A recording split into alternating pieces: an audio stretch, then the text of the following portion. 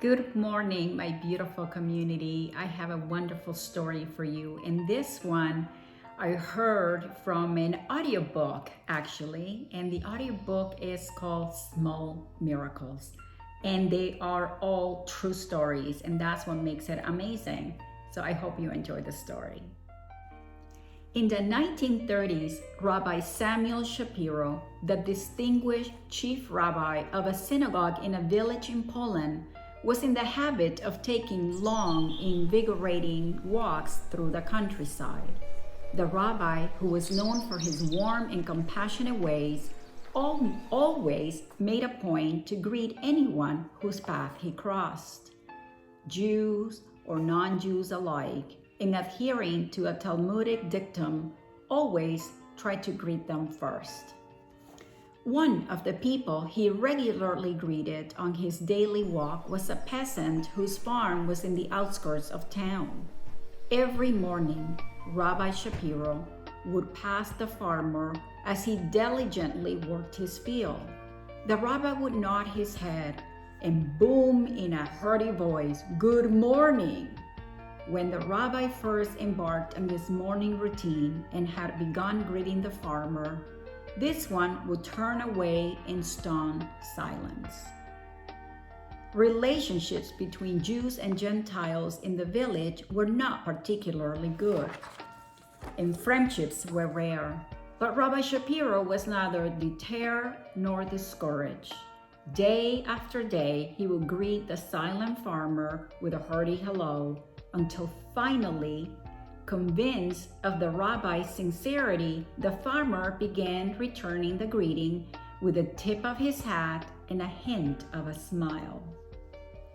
This routine went on for many years. Every morning, Rabbi Shapiro would call out, "Good morning, Herr Moeller." By the way, everyone, I don't know how to spell this name. I've tried to look it up and I couldn't. But that is exactly the name that I heard on the audio tape. So my apologies if I don't spell it properly. Back to the story. "Good morning, Herr Moeller." And every morning, Herr Moeller would tip his hat and yell back, "Good morning, Rabbi." This scenario stopped when the Nazis came. Rabbi Shapiro and his family, together with all the other Jewish residents of the village, were shipped to a concentration camp. Rabbi Shapiro was transferred from one concentration camp to the next until he reached his final destination point, Auschwitz. As he disembarked from the train, he was ordered to join the line where selection was taking place. Standing in the back of the line, he saw from a distance the camp's commandant swing right and swing left. He knew that left meant certain death, but right brought time and possible survival. His heart palpitating, he drew closer to the commandant.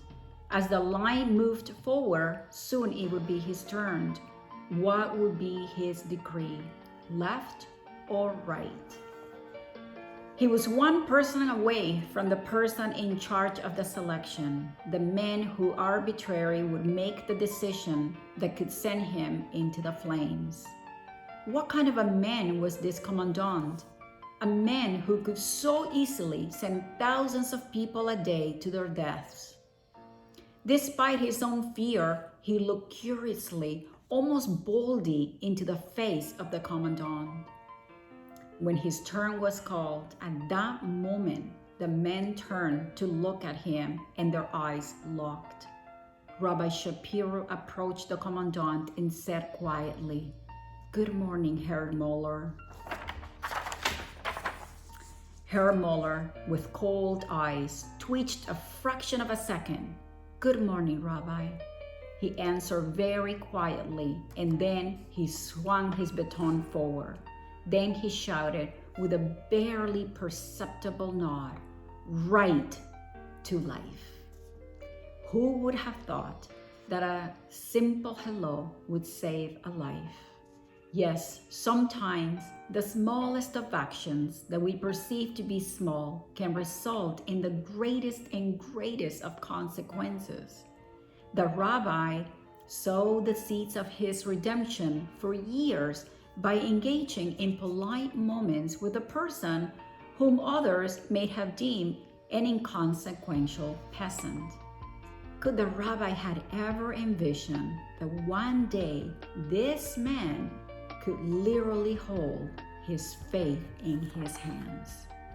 I love the story, one, because I love true stories, and second, because I believe in miracles. I believe that there are miracles happening everywhere if we care to acknowledge. And this story beautifully conveys the importance of treating people with kindness and respect, and to acknowledge the presence of anyone who crosses our path. The rabbi did such a small act of kindness, right, that didn't cost him anything, and yet this stranger later became his savior. Actions that cost nothing can yield miraculous consequences. And given that today is Monday, the first day of the week, let that be your theme. Every day this week, make a point to acknowledge anyone who crosses your path. Be polite, say a hello, give a smile, nod your head, acknowledge their presence in your space. And as the story points out, life gives full turns, and you never know when a stranger can also come and save your life. And this habit of making human connections is something worth developing. When I was a little girl, my father used to always tell me, if you ever go to a wedding, an event, a conference, always make sure you acknowledge the staff, and you say hello, and you find out their names, and then if you see them later, you call them by their name. And I took that to heart, and when I grew up and I developed my company, I had to travel all over North America on trade shows, and I had to set up the booths early in the mornings, and whenever I saw the cleaning crew, I would always go to them and acknowledge them, and I would say hello. If I saw that they were Spanish, I would speak to them in Spanish and told them that I was from Nicaragua. And same with a serving staff at any wedding or event. And that gesture of just saying a hello or thank you for the work that you're doing has paid in full. Because sometimes when I was setting up the booth, I would forget extension cords or lights or whatever. And the staff was so willing to help and give me whatever I needed at no extra cost. And that saved me a lot of sweats, because I would have had to go and buy one in a country where I wasn't familiar with, or have to ask the conference coordinators and pay money. And the same thing when I was at the conference and they bring food, if it was something that I didn't like, they went out of their way to bring me either a vegetarian option or something different that was not even part of the event menu. And I like to believe that it was because I was kind to them and I acknowledged them. I made that human connection that most of us have forgotten, and it gets taken for granted. So make a point to develop that habit, because we're all in this together. We're all the same, regardless of race and socioeconomic status. So practice being more human and you won't regret it.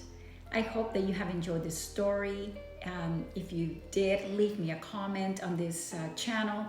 Share the message with as many people as possible, and remember to subscribe to my storytelling channel, and I will see you next Monday with another story and moral lesson. In the meantime, stay grateful, stay safe, and remember, be kind to strangers, because in doing so, some people have embraced angels without knowing. With much gratitude, Waleuska.